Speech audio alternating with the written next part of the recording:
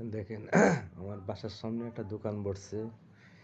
এই দোকানে কত সুন্দর মাটির জিনিস, কত সুন্দর। দেখেন সবাই ব্যাঙ, বিভিন্ন জিনিস, বাচ্চাদের খেলনার জিনিস, কিছু প্রয়োজনীয় জিনিস, এগুলো রুমে সাজায় রাখলে খুব সুন্দর লাগে। মাটির জিনিস খুব প্রিয়। আমরা তো সবাই মাটির মানুষ। মাটির জিনিস কিছু সঞ্চয় করার জন্য কিছু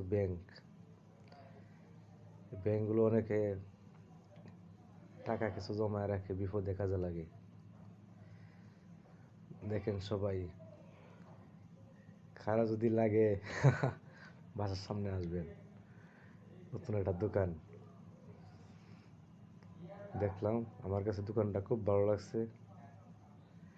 কেউ যদি কিনতে চান আসতে পারেন, মিরপুর 11 নম্বর।